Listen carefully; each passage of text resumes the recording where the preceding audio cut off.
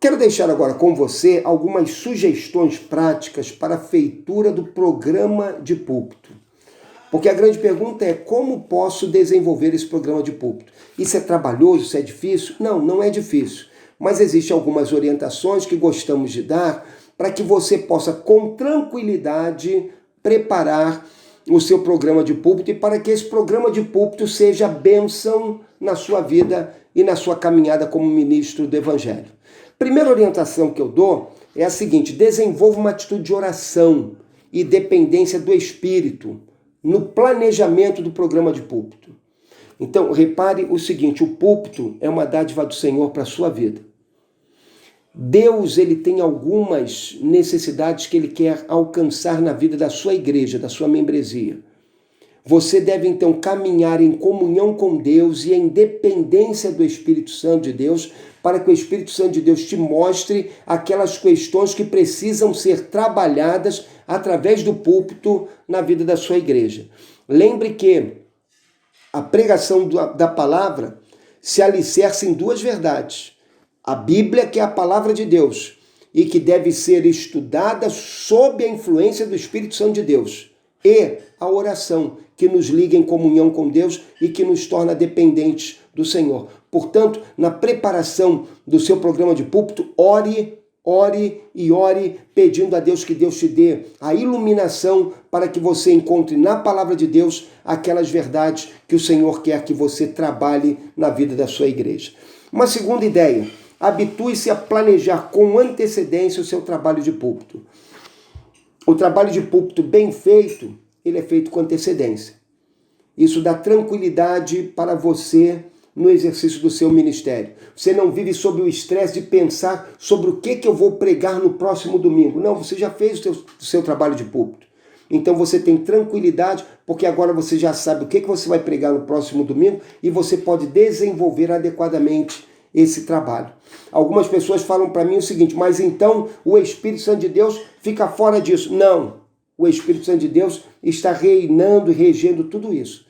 E no momento em que ele quiser que você mude qualquer mensagem no seu programa de púlpito, você deverá estar submisso a ele e obedecer à orientação dele. Se ele quiser que você, de repente, mude todo o programa de púlpito, você deve fazer isso. Porque você é um servo do Senhor e um servo da palavra de Deus. E nessa função, você deve ouvir a voz do Espírito e atender a essa voz em tudo aquilo que ele te orientar a fazer. Agora, na preparação do seu trabalho de púlpito, lembre disso. Planeje com antecedência. Alguns pregadores, eu tive professores que me diziam que eles sabiam o que eles pregariam 3 anos depois. Eu já achei isso um absurdo.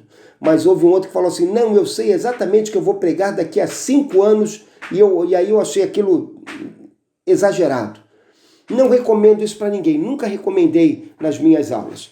Agora, o que eu recomendo é que um bom programa de púlpito, daí a questão do nosso trabalho, é um programa de púlpito que ocupe de 3 a 6 meses. Quando você começa a pensar naquilo que você vai pregar esse mês, no mês que vem e no outro mês, você tem um bom campo de trabalho. E você consegue atingir uma série de necessidades na vida da sua igreja. Como dissemos, se em qualquer momento as necessidades mudarem, você poderá ajustar o seu programa de púlpito. Você não é um servo do programa de púlpito, o programa de púlpito é que é um servo do seu ministério e da sua obra de pregação. Agora, na sua caminhada, no início, como ministro do Evangelho, talvez preparar um programa de púlpito de 1 mês já seja suficiente. Você já terá antecedência para trabalhar e você poderá trabalhar com tranquilidade durante aquele mês, e no decurso daquele mês você vai parar e vai refletir, e logo você vai perceber que consegue fazer um trabalho de 2 meses e um programa de púlpito logo na frente de 3, de 4, de 5, talvez até de 6 meses. Alguns colegas meus, muito usados por Deus, têm programas de púlpito que ocupam 1 ano inteiro de trabalho. Eles fazem os necessários ajustes ao longo da caminhada, mas eles têm sido usados por Deus porque o programa de púlpito lhes dá tranquilidade para desenvolverem a verdade de Deus, e a nossa mente, dada por Deus, ela tem uma facilidade de fazer conexões e de descobrir aspectos da verdade que se destacam quando nós damos tempo a ela para trabalhar quando nós damos a ela tranquilidade para desenvolver essas conexões. Uma terceira ideia que eu queria deixar com você é a seguinte: analise os sermões que você já pregou antes de fazer um novo programa de púlpito. Isso aí, como nós já falamos em um outro momento, isso vai evitar sobreposição. Algumas vezes nós falamos do mesmo assunto uma vez, 2 e 3 vezes e não percebemos, porque nós estamos pregando ao sabor do momento e muitas das vezes correndo contra o tempo, porque temos inúmeros afazeres como ministros do Evangelho e não percebemos que estamos falando do mesmo assunto demasiadamente. Nesse momento é quando você toma aqueles sermões que você pregou, por exemplo, no último mês, e você começa a analisar aqueles sermões, você percebe aquilo que você falou excessivamente, talvez, e aquilo que você deixou de falar. Talvez você perceba que você tem falado excessivamente sobre a oração, mas você não tem falado da palavra de Deus. Então talvez seja o momento de você agora falar um pouco mais da palavra e deixar a oração como um assunto secundário nesse novo programa, para que você possa dar equilíbrio no ensino da verdade para a vida do seu povo. Então, procure fazer isso para que você possa vencer algumas deficiências, para que o seu programa de pregação não se torne demasiadamente desproporcional, tá?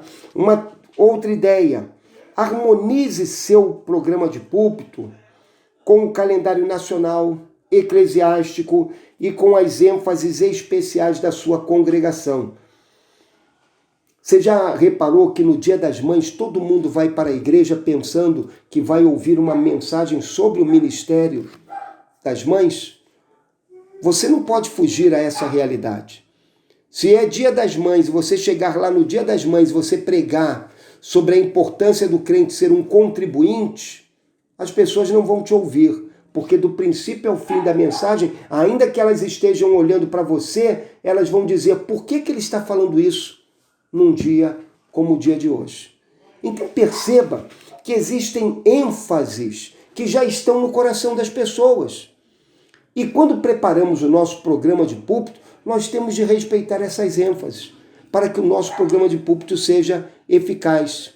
Quando acontece, por exemplo, o aniversário da sua igreja, as pessoas naquele dia querem ouvir uma mensagem que diga algo a respeito do aniversário da igreja, da maneira como a igreja deve viver, das atitudes novas que ela deve tomar, daquilo que ela já conquistou, da maneira como ela pode progredir naquele ambiente onde ela está inserida.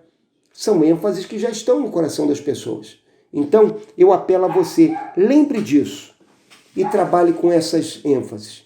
Lembre que no seu programa de púlpito você deve dar espaço para aquelas que são datas comemorativas nacionais. Comemorativas como, por exemplo, o Dia dos Pais, o Dia das Mães. Deve dar também ênfase àquelas datas comemorativas religiosas que estão aqui ao nosso redor.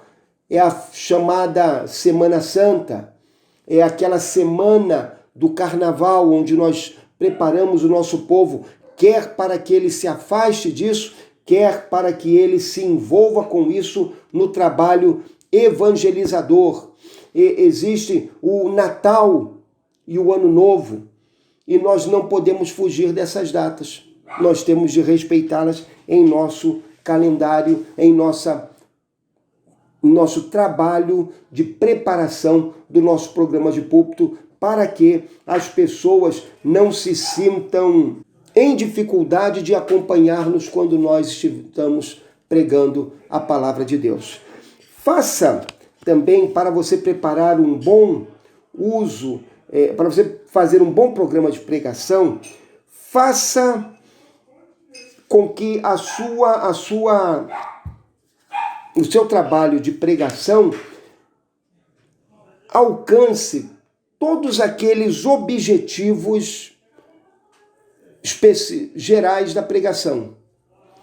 Faça com que no seu trabalho de pregação as pessoas ouçam mensagens pastorais, mensagens devocionais, mensagens éticas, mensagens de consagração, mensagens evangelísticas. No seu programa de pregação, insira esses objetivos em todos os seus programas de pregação. Dessa maneira você vai dar harmonia, vai dar simetria, você vai estar alcançando uma série de necessidades fundamentais na vida do seu povo.